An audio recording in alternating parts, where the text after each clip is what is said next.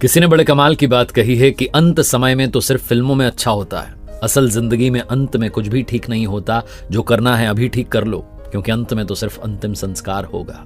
मैं हूं आरजे कार्तिक। एक बड़ी छोटी सी कहानी सुनाता हूं एक प्रसिद्ध राजा की, जिसने अपने दरबार में बड़ा उत्सव रखा था। वो राजा वृद्ध हो चला था, लेकिन अभी भी सिंहासन पर बैठा हुआ था। और उत्सव में उसने अलग अलग राज्यों के राजाओं को बुलाया था। एक राज्य की सुप्रसिद्ध नर्तकी थी, उसको बुलाया था, और साथ में अपने गुरुजी को बुलाया था। अब गुरुजी जब आ गए दरबार में तो उनके पास में तो कुछ था नहीं देने के लिए नर्तकी को। तो राजा ने एक स्वर्ण मुद्राओं से भरी थैली दे दी कि जब भी आपको नृत्य अच्छा लगे अपनी ओर से आप दे दीजिएगा पुरस्कार में। पूरी रात नृत्य चलता रहा, पूरी रात जो है नृत्य का उत्सव चलता रहा।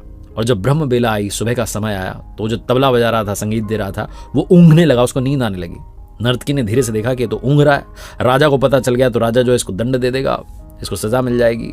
तो इसलिए नर्तकी ने अपने तबले वाले को जगाने के लिए, आगाह करने के लिए एक दोहा पढ़ा कि घड़ी गई थोड़ी रही, या में पल पल जाए, एक पलक के कारणे यूं ना कलंक लगाए, यूं ना जन्म गंवाए।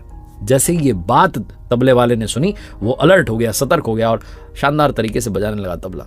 और जैसे ये बात बाकी लोगों ने वहां पर सुनी, जो राजा का बेटा था, जो युवराज था, वो दौड़ के आया और उसने अपना मुकुट नर्तकी को दे दिया कि मेरी ओर से आपके लिए।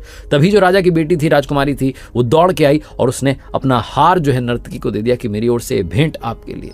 तभी गुरुजी अपने आसन से उठे और जाकर के स्वर्ण मुद्राओं की पूरी थैली उसको दे दी कि सब तुम्हारा, मैं चला। जहां राजा ने देखा कि सबको एक दोहा बोलकर के नर्तकी ने लूट लिया है, तो राजा अपने सिंहासन से खड़ा हुआ और कहने लगा कि क्या बदतमीजी चल रही है। एक दोहा बोलकर के तुमने सबको लूट लिया, जिनके पास में जो कुछ सब देते चले जा रहे हैं, क्या चल रहा है। राजा उसको डांटने लगा। तभी राजा के गुरु ने कहा कि बस राजन, इसको कुछ भी मत कहिए। इसके एक दोहे ने आज मेरी आंखें खोल दी। मैं पूरी उम्र, पूरे जीवन तपस्या करता रहा, जंगल में, वन में रहा, भगवान की भक्ति करी, और आज आपके कहने पर यहाँ नर्तकी का नृत्य देखने लगा, नर्तकी को स्वर्ण मुद्राएं पुरस्कार में देने लगा। इसके दोहे ने तो मुझे समझा दिया कि घड़ी गई थोड़ी रही, थोड़ा सा तो जीवन बचा है, या में पल पल जाए, एक पलक के कारण यूं ना कलंक लगाए, यूं ना जन्म गंवाए। समझा दिया इसने मुझे, ये मेरी सबसे बड़ी गुरु। इसने बताया कि भैया थोड़ा सा समय बचा है, जाकर के भक्ति करो। तभी राजा का बेटा राजकुमार कहने लगा युवराज कि महाराज, आप इतने वृद्ध हो गए हैं पिताजी, लेकिन आप कुर्सी नहीं छोड़ रहे हैं, सिंहासन नहीं छोड़ रहे हैं। आज मैं सिपाहियों के साथ मिलकर के आपकी हत्या करने वाला था, लेकिन इस नर्तकी के दोहे ने मुझे समझाया कि घड़ी गई थोड़ी रही, थोड़ा सा समय बचा है।